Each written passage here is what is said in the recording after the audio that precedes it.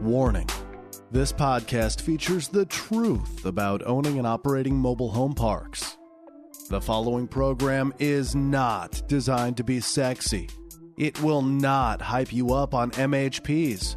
Rather, this is a raw take on this industry and how you find your own path to success.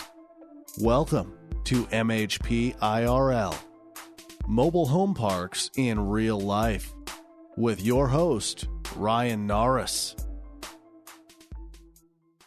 I get a lot of questions about how do I find a bank to partner with, especially on smaller deals, sub $2 million deals. And I figured with the economic uncertainty we are facing, especially in a climate of rising interest rates, I bring on a good friend of mine that I've known for many, many years. I've done many, many loans with, of Truist. Ladies and gentlemen, meet Steven Gunzehnauser. Yes, that last name is real. Everybody calls him Guns. A+, 10 out of 10 for last names. Steven, welcome. Hello. Thank you for having me. The long German last name certainly makes for a cool nickname. But glad to be here. Thanks for having me, and looking forward to chatting today. Briefly catch us up to speed, those who don't know you. How long have you been with Truist? What's your backstory? How long have you been doing commercial lending? Yeah, so I've been with Truist. This is my 15th year. I was on the BB&T side of things, so only bank I've worked for, which is unique in the banking industry. And started kind of from the bottom as a credit analyst into a portfolio manager, basically on the credit side of things. Did that for about 8 years. And about 5-6 years ago, moved into commercial real estate. Just thought it spoke more to me, understood it better. And last 5 years have been a commercial real estate lender or a relationship manager, working with developers and investors here in the Charlotte, Metro Atlanta region, and then the western part of the state, including Asheville. So I look at a variety of deals. I'm a generalist, so hospitality, multifamily, retail, industrial, self-storage, and mobile home parks, along with some single-family builder finance as well. What's always caught me interesting is you said a good chunk of your business is hotels. It was pre-pandemic, probably a good chunk, maybe half my portfolio was hotels. It's a tight-knit community, much like mobile home parks, and the market was really strong. So the last 2 years, 20 and 21, have been challenged with that, but actually certain markets are really rebounded, especially in the leisure markets, coastal, and especially somewhere like Asheville. So hotels are coming back. It's just kind of location specific. So let's talk market outlook. Obviously, the Fed is raising rates arguably very aggressively. You can say all you want about how this should have been done a long time ago, but where does it go from here? We had the last couple of years just unprecedentedly low interest rates. And I'm talking, floating rates under 3%, fixed rates 3 to 3.5%. And that changed in a matter of 6 to 8 months. I mean, at this point, I'm looking at swaps that are over 6%, like an interest rate swap. Many banks aren't even offering fixed rates anymore, or if they are, maybe, between when the term sheet's offered and when it actually closes, the Fed could move rates, and suddenly that fixed rate is below prime. I mean, prime's 4.75 right now, went up 75 basis points, which was a rapid change from what was expected. Another 50 in July, I think. And then, they're looking at another 1 to 2%. So thankfully, from what I've seen with my clients, things have changed so fast that there's not an expectation of rates being 3 or 3.5 or even 4% right now. And it's just a change in how you kind of build out, the assets that you're looking at. But the cost of capital is going up, and we're seeing a lot of just floating rates in the interim as opposed to fixed rates. So at least at Truist, at least what I do, we don't really offer bank-held fixed rates. If someone wants a fixed rate, we do it via an interest rate swap through our capital markets group. Important to note, this is being recorded on June 30th of 2022. So, yeah. Things will change. We don't know if it's going up, down, or sideways, or backwards, or who knows. But that's interesting to hear. From a transaction volume standpoint, have you already gotten less loan requests, less refinance requests? What have you already started to see in reasonably short order? For the 75 basis point hike, I saw an increase because I think a lot of companies and firms wanted to try and get in before things went wild. I'm seeing around the same kind of volume, but people are just having to be more creative with the way that they're structuring their deals. At the same time, depending on the development, lumber's come down. It was $1,400 per 1,000 board feet as of March, and I think it's down to $650 per 1,000 board feet. Now, that's not an automatic, immediate thing, but there's more lumber now, right? I mean, home prices are going up. There's smarter construction as opposed to just everyone building a bunch of specs, and there's still a need, at least in the Charlotte metro market. I mean, other markets may be overbuilt, but in Charlotte, there's an affordable housing crisis in general, and that stretches from, mobile home parks to Class B and C multifamily to even homes. I mean, I can go off on a tangent on this, but I feel like the rise of multifamily in Charlotte is a function of the increased home prices, where there's really no longer in close proximity to Charlotte where people want to be, because many younger people are location driven first. And with, the great, not the recession, but the great resignation, people are choosing their lives a lot more, especially where they live. So with home prices, there's really no starter home anymore at 300,000 that's close in. Those homes are 550, 650. And so you see people staying in multifamily for maybe 3 to 7 years longer in order to save up for that down payment. And so there's no, 3 to 5 year starter home. They're buying later, mid to late 30s, in more expensive homes and then just staying there. So I think there's a lot less movement, but I think that's what's driven the multifamily market to continue to just grow, which is why you see so much multifamily here in Charlotte. Charlotte is definitely not normal across the entire country. It's, to your point, the Charlotte Observer said we're something like 20 or 25,000 affordable housing units light today. And it will take decades to build that out. And not only that, Charlotte really struggles with, relatively speaking, public transport. The light rail is great. I remember as a kid in high school when that vote happened and a nice chunk of people said, heck no, don't do this. And the light rail has done nothing but boom places like South End, which in retrospect, everyone's like, well, duh, of course we should have done that. It's like, hey, you didn't vote that way in the late 90s, buddy. And, right. Now they're talking about going out to the airport and going up as far as, Davidson area and taking it out to Valentine.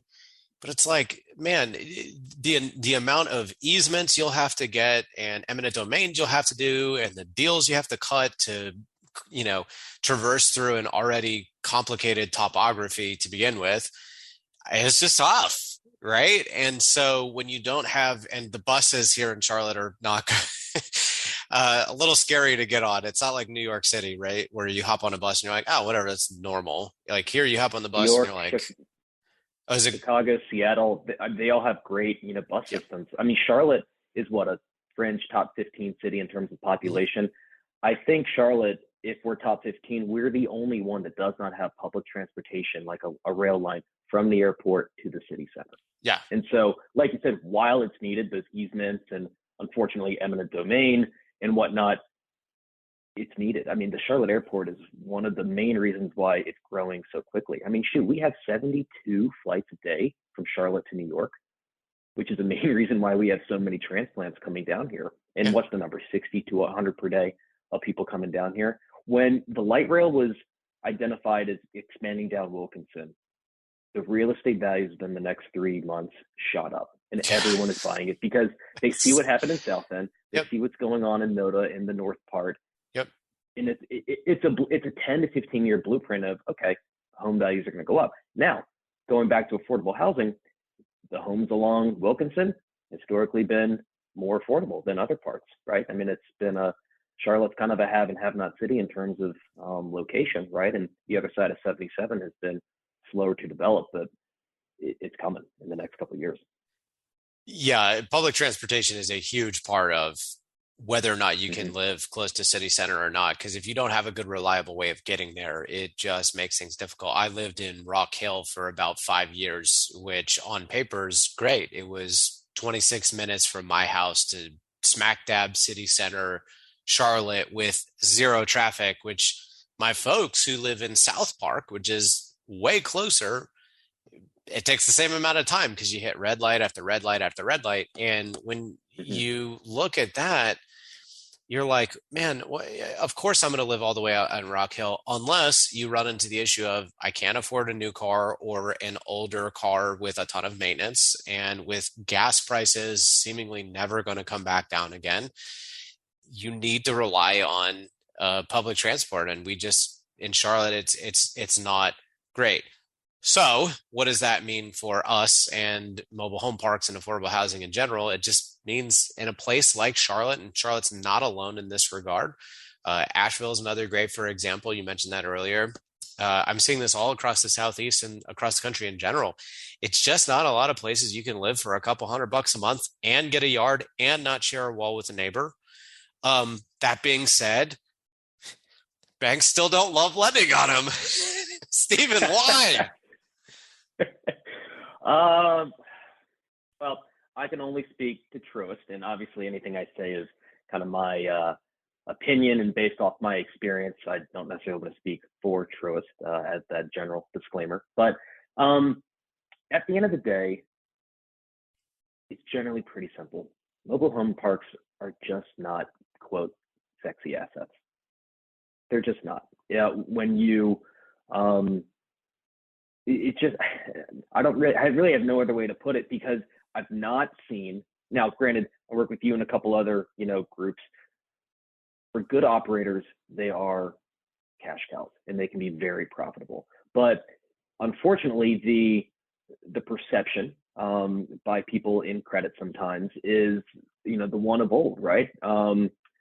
Rundown properties, tires, trash everywhere, and, fair or not, that's just the idea of what mobile home parks are, because it has been an industry really until the last 5 years that was run primarily by mom and pops that got the properties for very cheap and were running it maybe not to maximize profits.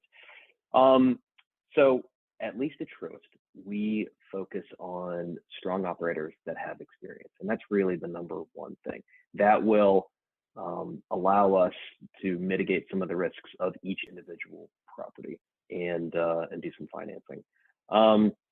There are things that we do like to see with certain properties. One is lighting on the property. Two is curbing on the road. And three is homes that are generally within 10 to 15 years old. Now, you and I have looked at some properties in the past where there's that does not apply. Well, we've not hit all three yet, but right. We've looked at ones that have hit 2 out of 3 and then 1 out of 3. And I think what really helps is your track record and anyone's track record of taking properties that are challenged or maybe just haven't had the attention that they need and then turning them around. Nothing speaks higher than experience and paying loans on time and doing what you say you're going to do. And so for that, we still underwrite pretty conservatively, and there are things that we have to put into the loans and the way that we structure it that gives the bank some comfort in case it goes bad, because a lot of our credit group is not necessarily incented to do a deal. So I have to structure it so that they can rest their head at night in case a regulator comes and checks on them and says, why did you do this loan? And if it's structured correctly, we have the appropriate collateral, we have strong sponsors with experience, and they've done it in the past, that allows us to get over the hurdle of maybe not having curbing. Maybe the homes are from the 80s and 70s. So those are some of the things that we look for. Some banks, though, I'll say this, the appetite changes every quarter for pretty much every bank. And I think that's the challenge for a lot of people getting into the business and talking to other banks and bankers. You have no idea whether we're full on mobile home parks or whether another Right. local bank has an appetite for it. And it changes. And I find out maybe once a quarter. Sometimes I find out when I send the deal up and they say, oh, yes, Steven, we're actually full on mobile home parks right now. We had a big deal in Florida and that's filled our bucket up. Well, I don't know that until I bring the deal up. So it ebbs and flows. And part of what my responsibility is to talk and communicate to my clients and let them know, hey, we're not turning the spigot off completely, but we need to reel back and maybe focus on some higher quality properties for this time. I know you've worked with a number of banks.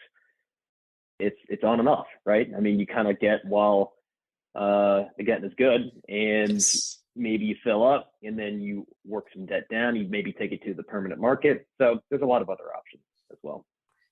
Yeah, look, I would love to do a one-stop shop with one bank and just have that bank follow me everywhere I go. But to your point, there's different buckets of where you guys want to place your loans. And as soon as that bucket's full, or as soon as you get word from the top that it needs to change, or as soon as a new regulation comes out, need to do more of this or less of that, or this, that, and the other thing, that is largely out of your control. We're going to talk more in depth about credit in a minute in the credit department.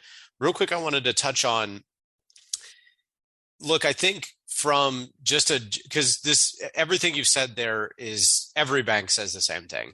Hey, it's just not sexy. But from as a mobile home park investment, but from a lender standpoint, I kind of get it.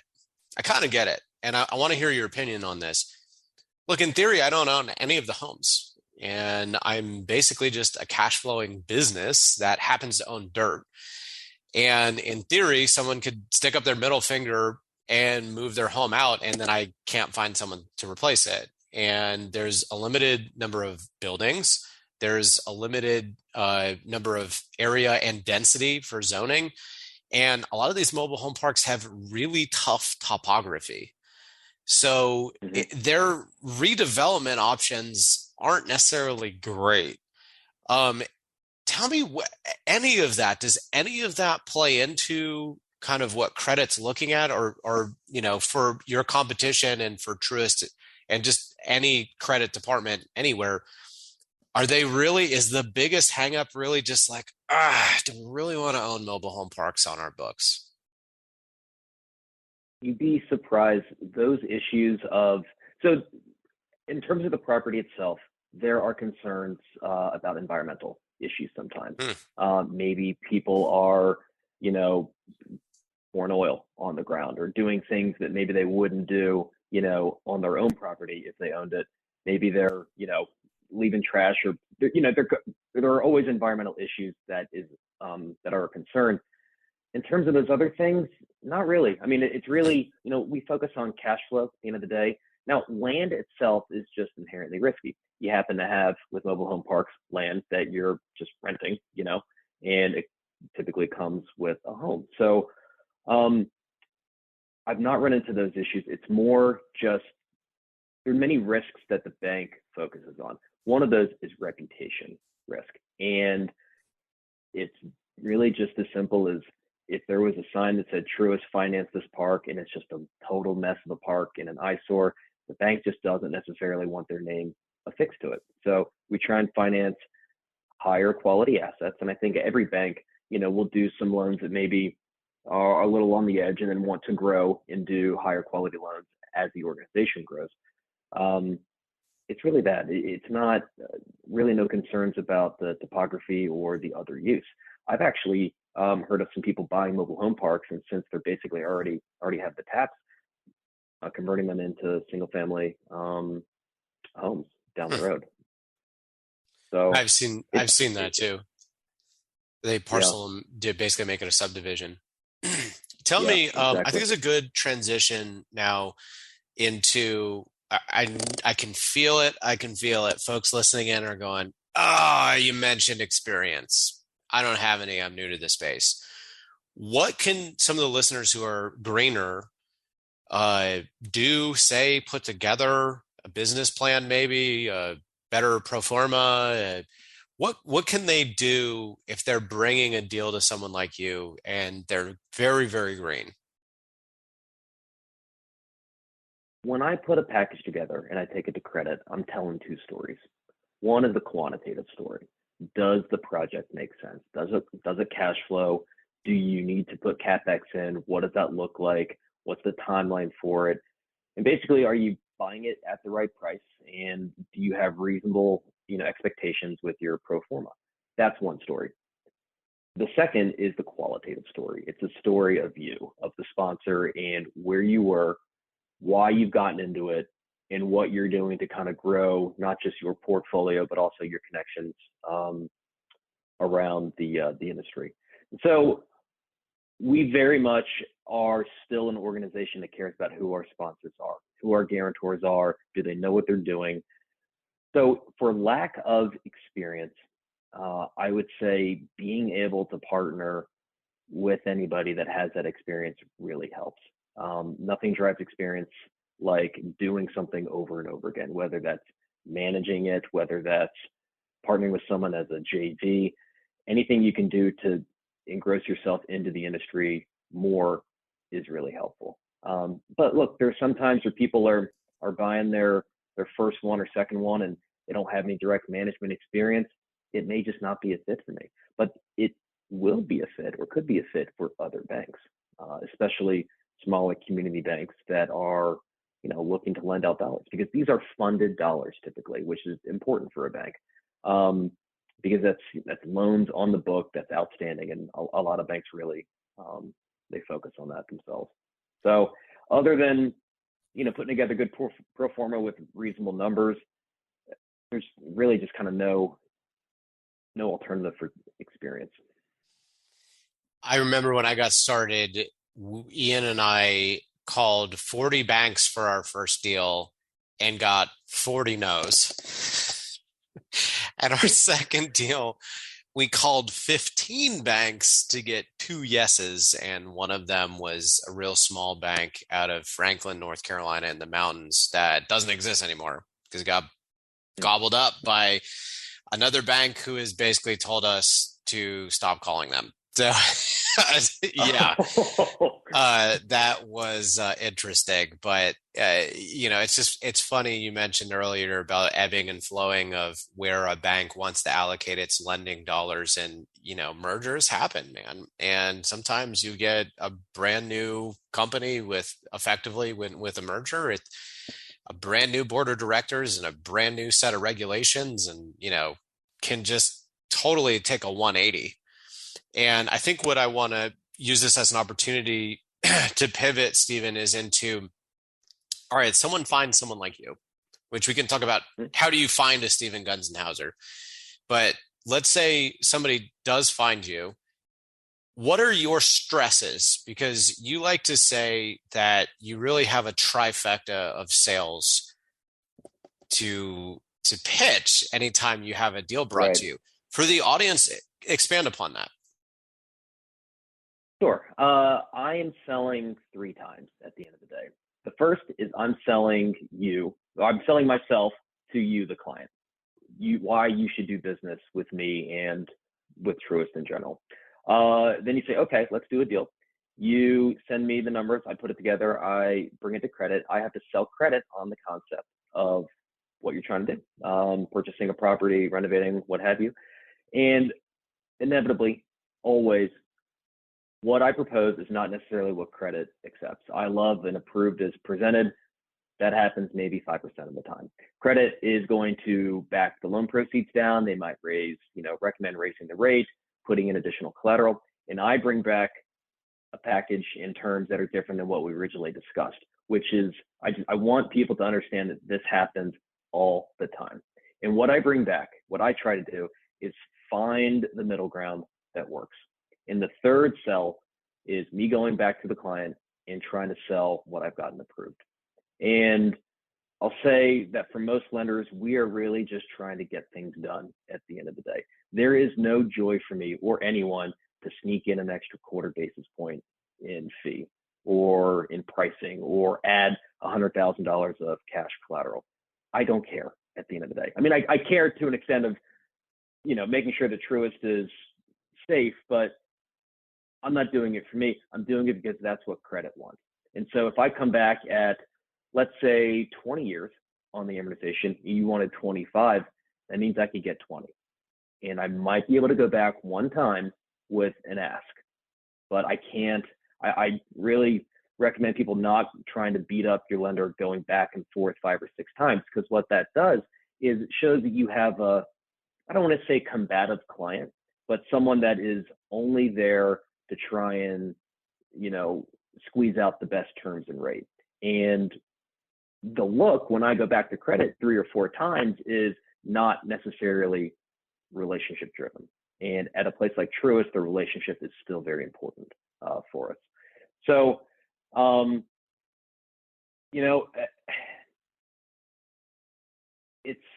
it's tough sometimes because I try and shield my clients from a lot of the conversations that occur. So if I'm coming back to you, Ryan, and I'm saying, hey, here are the 10 questions. What's the makeup of the structure? Like, give me all the details so I can try and ward off those questions from the very beginning.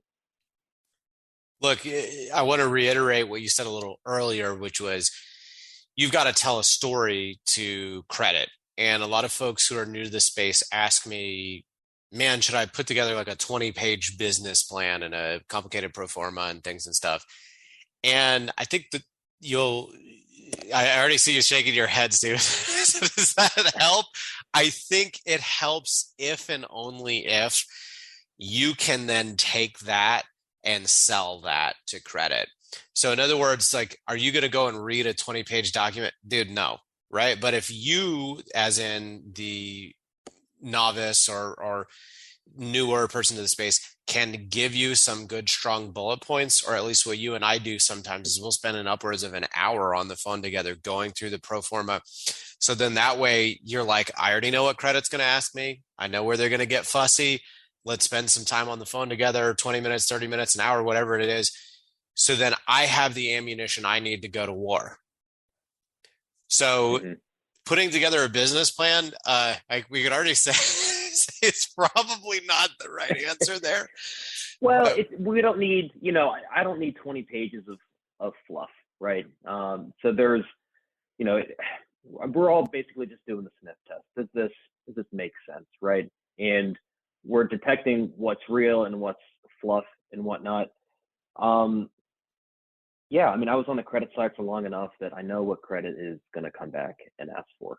And so, it's things like when I see a pro forma, if someone's sizing up what they want loan-wise and they're using a rate of 325 or 350 right now, all banks stress their underwriting. And so when I see, let's say they want $1 million and I come back at 750 and they're like, well, I need $1 million. Well, the rates aren't 3.5% anymore, and vacancy is not going to be 0%. We have to include something higher. So, realistic pro forma, if the numbers make sense, there's a growing belief that the person kind of knows what they're doing.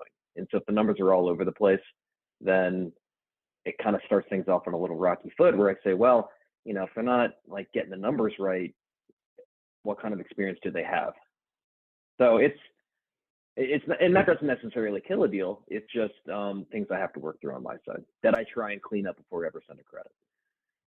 So, ladies and gentlemen that are listening in, even more experienced folks, it sounds like the pro forma and the story behind it is more important than giving fluff. Basically, when you put together for a syndication one of those big fancy dancy packets with all the pictures and things and stuff, like, that's a different sale.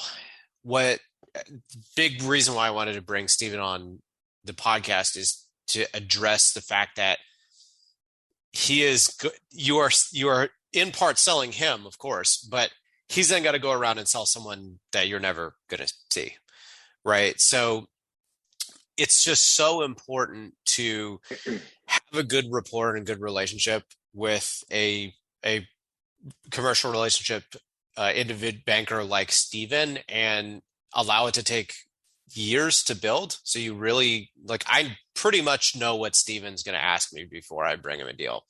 And I've already got it done. And I get questions all the time like, oh man, I live in California. I want to buy in Idaho. How do I find a bank? I'm like, like it really took me a long time to build relationships with people like Steven. And like I mentioned earlier, our second deal ever, Ian and I called 15 banks to get 2 yeses. And what I'll say is we basically Googled banks in Asheville, North Carolina, and called all of them.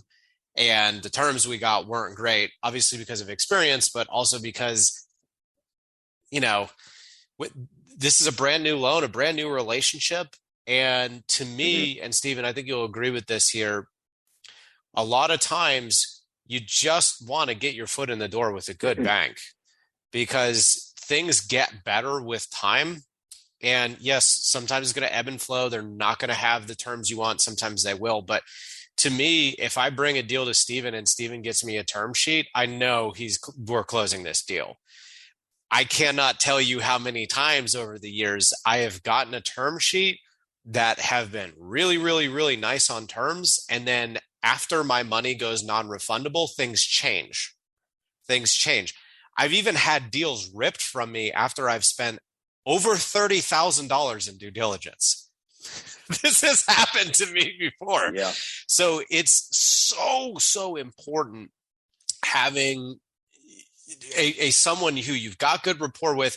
And, you mentioned the experience bit, Steven. It's mutual, man. For me to call up a name like Truist versus a smaller local bank that at any moment could get gobbled up or go under, like Truist ain't going anywhere, man. That alone makes it worth a little bit more here or there on the term sheet. Well, I'll say this, commercial real estate, at least in the Charlotte area, I mean, it's a big community, but it's really not.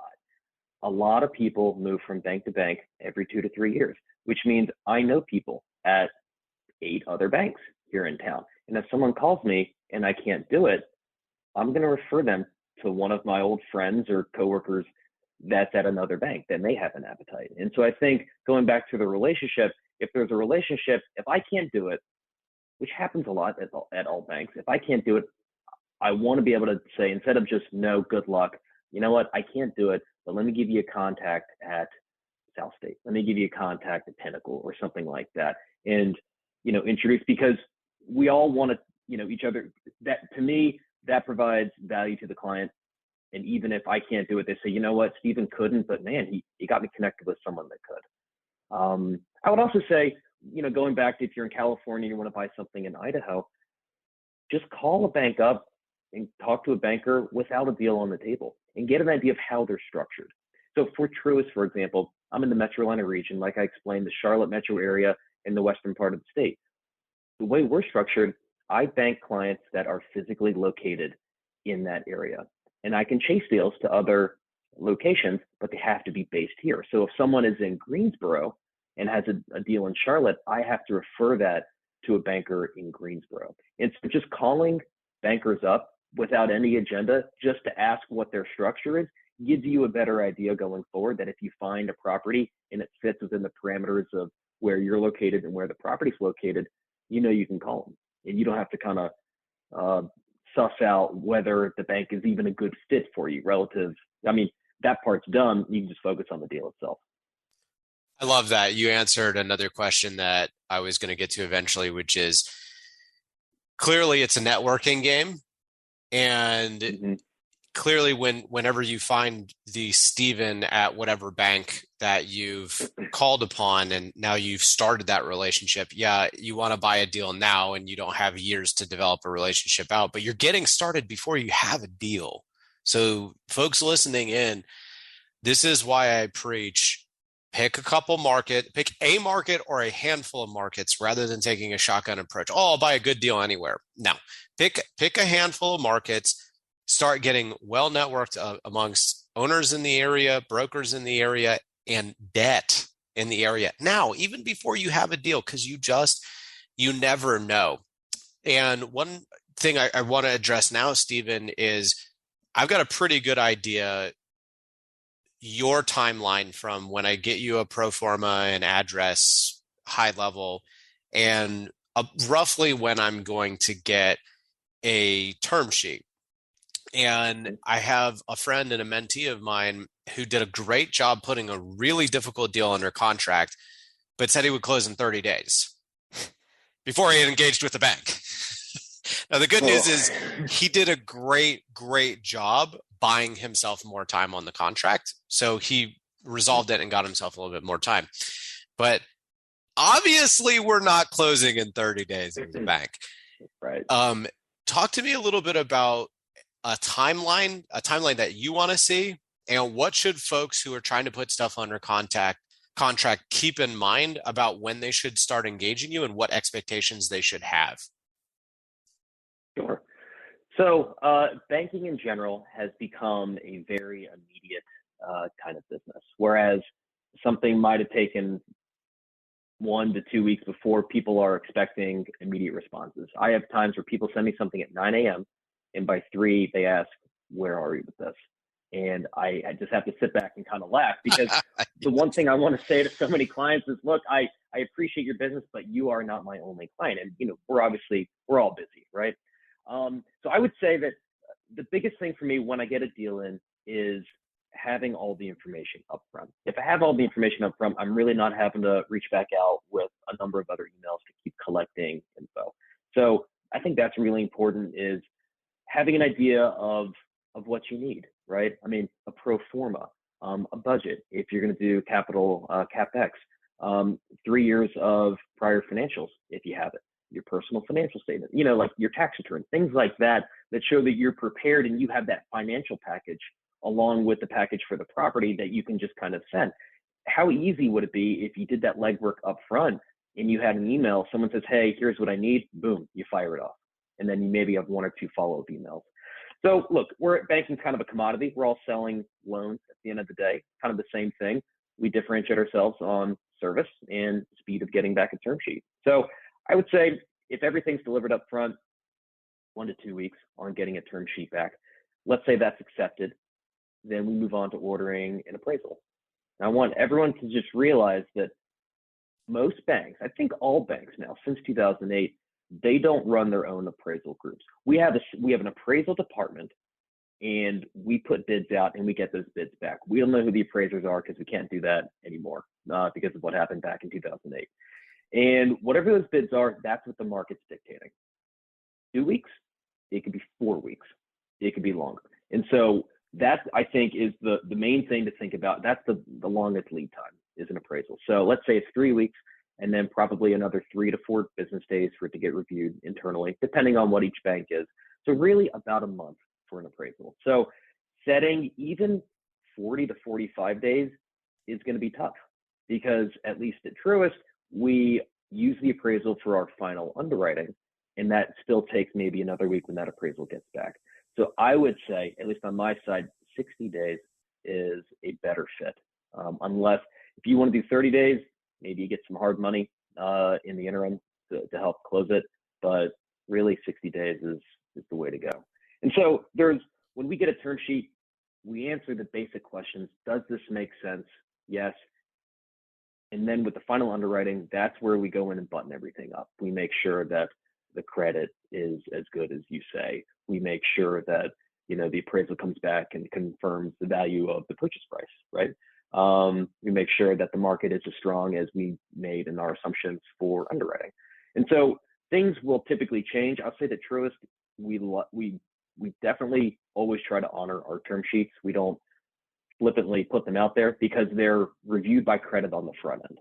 And so the majority of the time, 90% of the time, those terms are basically the same. It's not exactly the same as what the term sheet says. And so with floating rates, the fixed rate's never really an issue. But I would say, long answer to your question, 60 days from when the term sheet is accepted, with the appraisal being the longest lead time. Yeah, look, I always, when I have a verbal acceptance to an offer and I'm in contract negotiations, which almost never happen immediate, it's going to take a week, 2, 3, sometimes 4 weeks beyond just someone saying, yes, I agree to sell to you at said price, and we're both inked. And in that time, I'm already starting my due diligence. I'm already buttoning up a pro forma. I'm already speaking with Steven. And so that way, as soon as that contract hits, I've already done some due diligence, right? I've already engaged with easy things to engage with, like the local zoning department, to make sure that we're legal conforming or legal non-conforming, that we all agree on the number of lots there are and the setback rules and things and stuff, right? So that way, the really easy due diligence stuff, are we in a floodplain? If so, what does that mean? I'm already doing that before we're even actually under contract, because to your point, the sellers, as soon as they sign a contract, think they've sold the thing, and that's not how it goes. Especially mom and pops. You're like, well, congrats, you're probably selling this. Not definitely, because remember, I got an inspection period and bad things could happen along the way. So it's best to engage, from my perspective, it's best to engage as soon as humanly possible, right? And I will say publicly that, and having done tons of deals with you, Steven, and with BB&T and now Truist, I have to say, a bank that honors its term sheet is, it's just, it buys, in my mind, you a leg up over the competition. Even if they put a cherry on top and you don't, I'm going with you, because I know you guys are going to stick to your word, and I just cannot say enough good things about Truist. So I had to get that in there. They are not paying me to say that. It's the honest to God truth. I want to do more deals with you guys, because again, like, from my perspective, I want to get the deal done now, because I buy mostly turnaround stuff, and the type of loans that you give us, Steven, are more like, you guys want to get paid back within, say, 5 years, right? And hopefully at that point in time, you get permanent debt set up, which you can tee up for me. And, from my perspective, like, if it's an extra 25 basis points, or if it's, it's 23-year AM instead of 25, or there's an earn out in there rather than all money up front. Like, dude, I know I can count on you. So I just want to really, really reiterate that.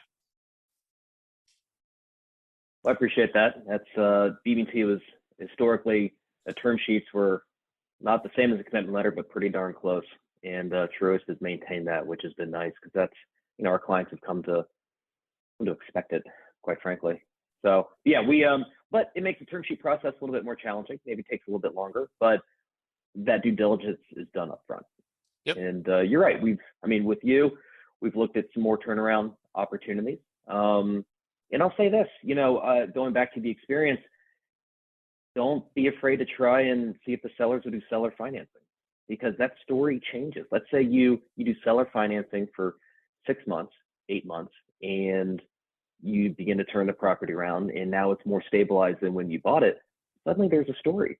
You've owned and operated this property for 8 months. Now you're just looking to get out of the seller financing debt and into more traditional bank debt. That's a heck of a lot easier than someone who's never owned one saying, hey, I want to buy this for the first time. And that might run you more expensive debt for a year, but if you can imagine, it's buying you the experience to have an easier conversation with the bank. Great. Love it, man. Look, just a couple quick things before we wrap up. So we addressed how to find a Steven, and the answer is just start calling even before you have something under contract, because a lot of these relationship bankers all know each other. So start networking before you need it, which is a fantastic answer. We talked about what kind of stresses Steven is under. And again, it's a trifecta sale.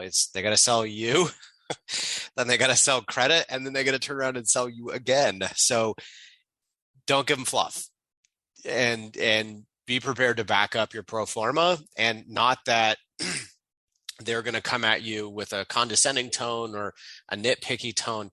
They're asking you for ammunition. So your Steven equivalent is going to be asking you for ammunition, so then they can go to war on your behalf.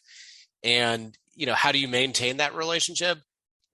Keep bringing them deals, man. Keep bringing them deals, and keep in touch with folks. Steven, are there any other really good ways you've seen clients over the years just maintain the relationship with you?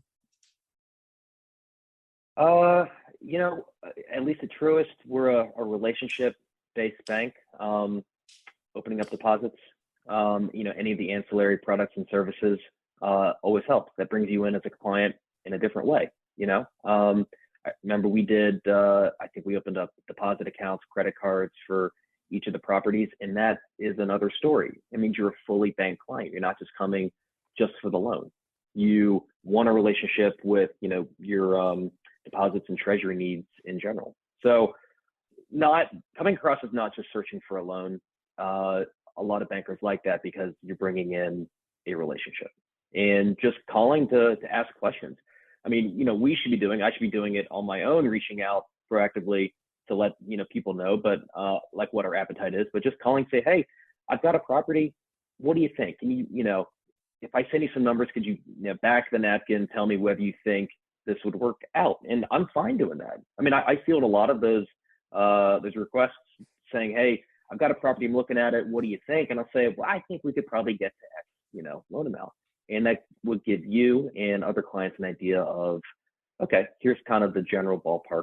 And maybe you have a couple banks that you do that to, and you get a sense that, let's say, like I said, you want $1 million, it's coming back at 600,000. Oh, Truist is crazy.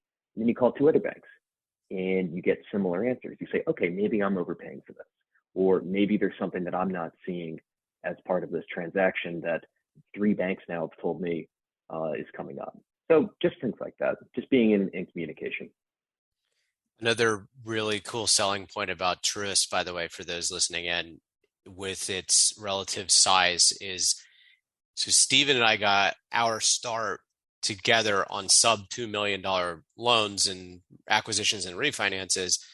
And in the last 6 months, we've gotten some term sheets on some pretty substantial properties and little portfolios of properties. So the fun thing too is a lot of times getting your foot in the door with sub $2 million properties, which most newer folks listening in will be starting on for the most part. You can have a relationship with a place like Truist and they can prop you up to that next level, not just refer you outside, which is really, really cool. So again, for those listening in, the majority of folks are going to be looking for sub $2 million deals. The answer is you got to go find these banks and you got to find them before you need them, and maintain the relationship, not just by keeping in touch with your Steven, but also having credit cards and ACH. Like I literally have my ACH token right here, by the way. I love your platform, by the way. You like building out this relationship and having multiple buckets it just makes everything so much easier. So Steven, I really want to thank you for taking the time, man. Any more thoughts before we part ways for today on just kind of what's going to happen in the market? Do you see loan volume coming down? Do you see it getting more conservative in its underwriting? Anything that folks should be keeping in mind with this economic uncertainty we're about to face? Yeah, I mean, I would say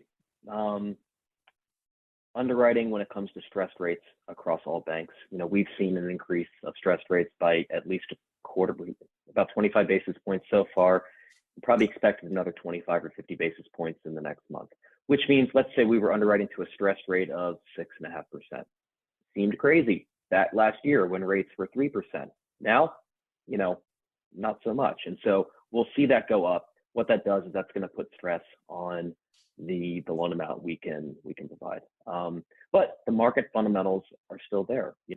Like I said, Class A multifamily is only going up. Class B and C multifamily, nearly every single property is being bought out from the mom and pops by investors, and they're raising rents. So those, Class B and C, that was $650 a month in rent, they're going up to $1,100, which really leaves mobile home parks as the last affordable bastion of asset class, which is why I think you can still see increasing rents from 200 up to 400, per lot, depending on the park. So there's still value in these parks.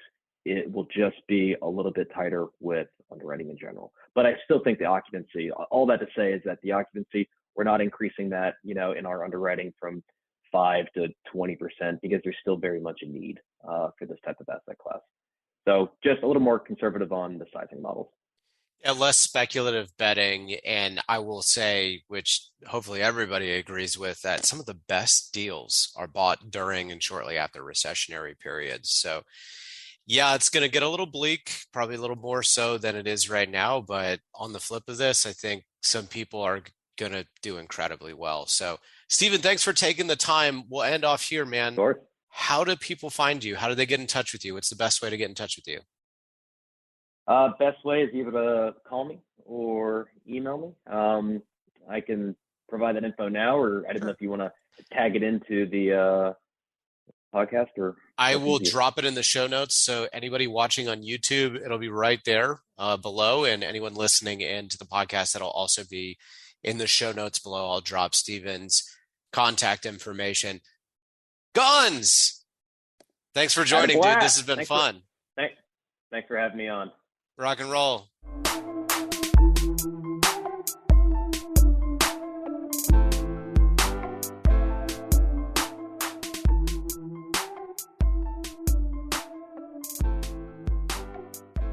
Entrepreneurs make mistakes, but with the overwhelming amount of free information out there, you don't have to be doomed to making those same mistakes. You just have to find a consolidated version of the most important information. What if I told you I'll gift you all of my DD mistakes I've made over the years for free? Just leave me a 5-star review, screenshot the review after it goes live, and email it to me at my website, archimedesgrp.com. Afterwards, join our Facebook group, Mobile Home Park Mastermind. You'll find hundreds of other mobile home park owners sharing ideas, contractors, and deals. It's free to join, and we would absolutely love having you join us.